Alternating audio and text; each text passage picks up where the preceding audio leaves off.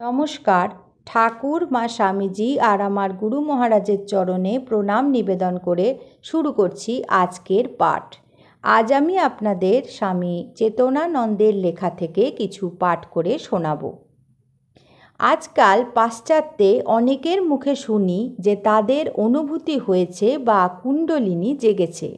আপনি কি বলেন মহারাজ? মহারাজ বলছেন, খুব কম লোকেই বোঝে কুণ্ডলিনী কী। বাসনার জাগরণকে কুণ্ডলিনীর জাগরণ মনে করে। কথামৃত পড়ে লোকে মনে করে তাদেরও কুণ্ডলিনী জেগেছে। একজন আমাকে ওই রকম বলেছিল। আমি বললাম ডাক্তার দেখাতে, হাই ব্লাড প্রেশার হতে পারে।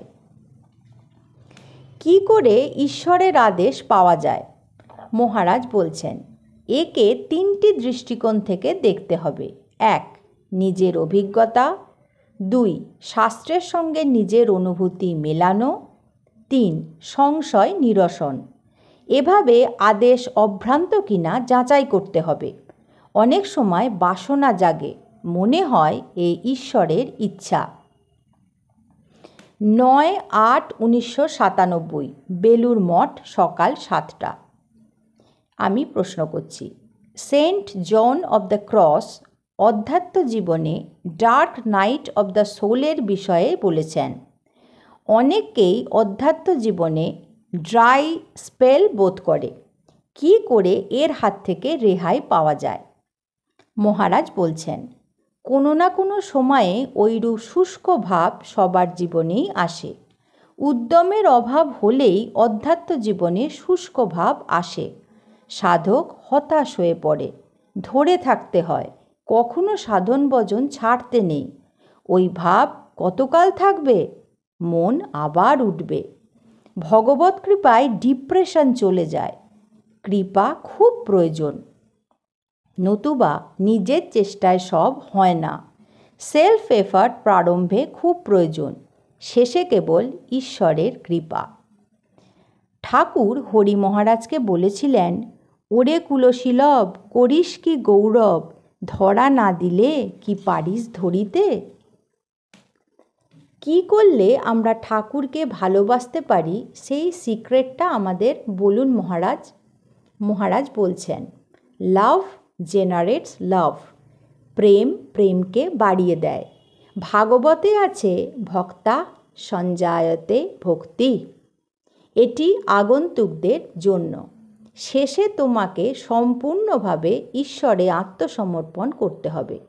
প্রথমে অহংকারের প্রয়োজন আছে, যতক্ষণ পাখির মতো ডানা ব্যথা না হয়। যখন সম্পূর্ণ ক্লান্ত, তখন জাহাজের মাছ তুলে বসো। এই হলো ঠাকুরের উপদেশ। মহারাজ তুমি বলছেন, তুমি যখন জপ করো তখন কেবল যন্ত্রবৎ ভগবানের নাম উচ্চারণ করো না। তোমার লক্ষ্য যে ভগবান, তাকে স্মরণ করবার চেষ্টা করো। জপের লক্ষ্য হচ্ছে সতত স্মরণ মনন। খ্রিস্টানদের প্রার্থনা হচ্ছে ঈশ্বরের সঙ্গে যোগাযোগ করা। প্রশ্ন করা হচ্ছে, ঠাকুর বলেছেন ভগবান কান খোরকে সব শোনেন। আমাদের প্রার্থনা ইজ ওয়ান ট্র্যাক। তিনি শোনেন কি? মহারাজ বলছেন, আমাদের হৃদয় ভগবানের উত্তর শুনতে চায় না, কারণ আমাদের পাষাণ হৃদয় ভগবানের আহ্বানে সাড়া দিতে জানে না। ভগবান ডাকছেন আর আমাদের মন সংসারে ডুবে রয়েছে। মনকে চাবুক মারতে হবে, আত্মসমর্পণ চাই। 10/8/1997, বেলুর মঠ, সকাল 7টা। মহারাজকে বলছি, মহারাজ আমি আপনার কাছে 2টি জিনিস ক্লিয়ার করে নিতে চাই। প্রথম, সম্প্রতি আমি একখানি বইতে পড়লাম স্বামীজি বেলুর মঠে আত্মারামের কৌটো স্থাপন করে ঠাকুরের উদ্দেশ্যে বললেন, বলো তুমি এখানে থাকবে? স্বামীজি শুনলেন ঠাকুরের স্বর, থাকব। স্বামীজি একথা 3বার জিজ্ঞাসা করেন এবং ঠাকুর 3বার উত্তর দেন। আপনি কি এটি শুনেছেন মহারাজ? মহারাজের উত্তর, না। আমার দ্বিতীয় প্রশ্ন, রামেন্দ্র সুন্দর ভক্তিতীর্থ ঠাকুরের স্মৃতিকথাতে লিখেছেন যে স্বামীজি তাঁর এক শিক্ষককে বলেছিলেন, যিনি রাম, যিনি কৃষ্ণ, তিনি রামকৃষ্ণ হয়ে এবার আবির্ভূত হয়েছেন। একবার রামরূপে, একবার কৃষ্ণরূপে পৃথক পৃথকভাবে তিনি আমাকে দেখিয়েছেন। তারপর তারা দুজনে রামকৃষ্ণ শরীরে মিলে গেলেন। আপনি কি এই কথাটি শুনেছেন? মহারাজ: না। মহারাজকে বলা হচ্ছে, মহারাজ, এভাবেই কি লেজেন্ড তৈরি হয়? মহারাজ বলছেন, legends should be taken with a pinch of salt.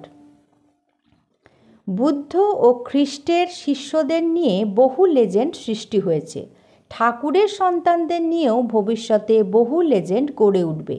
এখন আমরা সত্য জানব কী করে?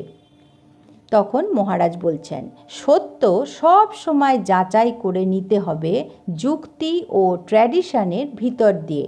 ট্র্যাডিশন মানে শাস্ত্র। লোকমুখে শোনা বা ওরাল ট্র্যাডিশনও খুব যাচাই করতে হবে, কারণ একই বিষয়ে একজনের বিবরণ অপর ব্যক্তি থেকে পৃথক হয়। বেদান্তে শ্রুতি, যুক্তি, অনুভবের দ্বারা সত্য নির্ধারিত হয়। আজ এই পর্যন্তই। ঠাকুর, মা স্বামীজি আর আমার গুরু মহারাজের চরণে আপনাদের সর্বাঙ্গীন মঙ্গল কামনা করি। আপনারা ভালো থাকুন, সুস্থ থাকুন। নমস্কার।